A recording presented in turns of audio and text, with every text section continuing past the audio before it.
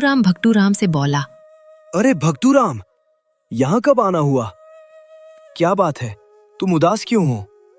क्या बताऊं, मुझे व्यापार बहुत महंगा पड़ा। भक्तू राम की बात सुनकर लड्डू राम को आश्चर्य हुआ। क्यों, क्या हुआ? कहीं बैठकर बात करते हैं। दोनों दोस्त एक बरगद के पेड़ के नीचे बने चबूतरे पर जाकर बैठ गए। हाँ, अब बताओ क्या बात है? तो सुनो, इस बार मेरे गांव आने के दो कारण थे। एक तो तुमसे मिले काफी दिन हो गए थे, और दूसरे इस बार मैं थोड़ा बहुत व्यापार भी करना चाहता था। इसलिए जब मैं गांव से चलने लगा तो मैंने अपनी दुकान से करीब 100 सूती चादरें लेकर अपने घोड़े पर बांध ली। पर अभी मैं तुम्हारे गांव के अंदर घुसा ही था कि तभी किसी ने मुझे पुकारा। मैंने मुड़कर देखा तो कुछ दूर मांस की दुकान में बैठा एक कसाई मुझे बुला रहा था। मैं उसके पास गया तो उसने पूछा, ये घोड़ा बेचोगे? तुम तो जानते ही हो मेरा घोड़ा बूढ़ा हो चला था। सो मैंने कहा, हाँ बेचूंगा। कितने पैसे दोगे? 100 रुपए। मंजूर है, निकालो रुपए। ये लो 100 रुपए। लाओ ये घोड़ा। कलुआ 100 का नोट मेरे हाथ में थमाकर चादरों समेत घोड़ा लेकर एक ओर चल पड़ा। अरे मेरा सामान तो मुझे उतारने दो, ऐसे किधर चल दिए? ये सुनकर कलुआ कसाई गुस्से से लाल पीला हो गया। तू पागल हो गया है क्या?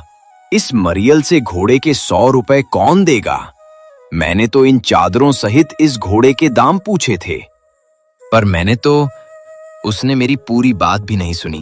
पर वर कुछ नहीं, मैंने पूरे घोड़े के दाम पूछे थे और वही मैं ले जा रहा हूं। जब हार कर मैंने चिल्लाना शुरू किया तो थोड़ी ही देर में वहां भीड़ इकट्ठी हो गई। क्या बात है? मैंने उन्हें पूरी बात बताई तो सब उसी का पक्ष लेने लगे। भाई घोड़े के दाम दिए हैं तो पूरा घोड़ा ले जाना उसका हक है। हाँ हाँ ठीक है, ये पूरा घोड़ा उसका है।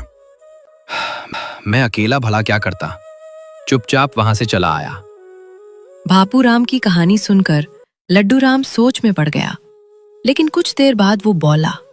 अरे यार, तू चिंता मत कर, मेरे रहते कोई तेरी कानी कौड़ी भी ठग कर नहीं ले जा सकता। अभी घर चले, कल कसाई के पास चलेंगे।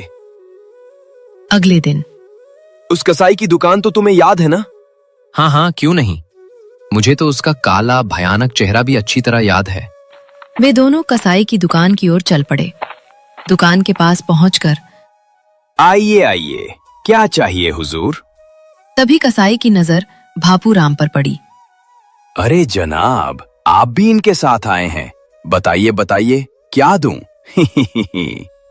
इससे पहले कि भापू राम कसाई से झगड़ बैठता, लड्डू राम ने कहा, मुझे सिर चाहिए।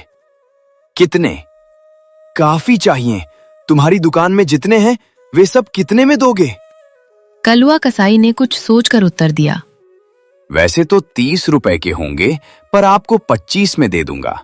ये भाई साहब जो आपके साथ आए हैं।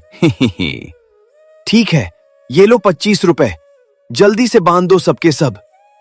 और कलुआ कसाई ने जल्दी जल्दी बकरों के सिर एक टोकरे में भर दिए। लड्डू राम भी पागल है, आया था मेरा माल वापस दिलवाने और खरीद रहा है बकरों के सिर। ये लीजिए साहब, सारे सिर। अब लड्डू राम ने अपनी चाल चली। तुम्हारे और तुम्हारे भाई के सिर के बारे में तुम्हारा क्या ख्याल है? क्या ये सिर इस दुकान में नहीं है? हैं? क्या? तुम्हें इतना आश्चर्य क्यों हो रहा है? भाई मैंने तुमसे दुकान के सभी सिरी का सौदा किया था। लाओ, अपना सिर इधर लाओ। हाय, मर गया, बचाओ बचाओ। दोनों की आवाज सुनकर दुकान के आसपास भीड़ जमा हो गई, तो लड्डू राम ने अपने सौदे के बारे में बता दिया। हाँ तो भाइयों, आप लोगों की क्या राय है? ठीक है, बिल्कुल ठीक है। दोनों के सिर भी अब आपके हैं। हाँ हाँ, आपके हैं। सभी लोगों की एक ही राय देखकर कलुआ कसाई लड्डू राम के पैरों पर गिर पड़ा। कुछ तो रहम कीजिए, मेरे बच्चे भूखे मर जाएंगे। अब बाजी लड्डू राम के हाथ थी। कल तुमने इसका घोड़ा और चादरें 100 रुपए में ठगते समय रहम की बात सोची थी। मुझे माफ कर दो, मैं अभी आपकी सारी चादरें, घोड़ा और सारे पैसे लौटा देता हूँ। चाहें तो ये बकरों के सिर भी मुफ्त ले जाइए। बकरों के सिर तो मैं ले ही जाऊंगा, घोड़ा और चादरें जल्दी से लाओ। बहुत अच्छा हुजूर। और कलवा कसाई थोड़ी ही देर में सब कुछ साथ ले आया। अच्छा, अब सब भला है। हर रोज किसी न किसी को ठगता था। हाँ, कल उस आदमी को ठगा था। फिर कभी किसी को बेवकूफ बनाने की कोशिश मत करना। कभी नहीं करूंगा हुजूर। घोड़ा और बकरों के सिर लेकर दोनों घर की ओर चल पड़े। घर पहुंचने पर माँ, भूख लगी है, जल्दी से खाना लगा दो। बेकार में दिन भर कहाँ घूमता रहता है? कोई काम क्यों नहीं करता? मैं तुझे कब तक बिठाकर खिलाती रहूंगी? अच्छा माँ, कल से मैं काम पर जाऊंगा। चलो हाथ मुंह धो लो, मैं खाना लगाती हूँ। मैं समझी थी कि भापूराम वापस चला गया। नहीं चाची, मैं 3-4 दिन ठहर कर जाऊंगा। कुछ व्यापार के सिलसिले में आया था ना इस बार। अगले दिन सुबह सुबह माँ, मैं काम की तलाश में शहर जा रहा हूँ। हो सकता है 2-3 दिन लग जाएं। नौकरी मिलते ही तुम्हें आकर साथ ले जाऊंगा। तब तक भापूराम तुम्हारे साथ होगा, इसलिए मुझे तुम्हारी चिंता भी नहीं होगी। अच्छा बेटा, अपना ख्याल रखना। अच्छा दोस्त। शहर पहुंचकर लड्डू राम ने जगह जगह जाकर काम पूछना शुरू किया। क्या आप मुझे कोई काम दे सकते हैं?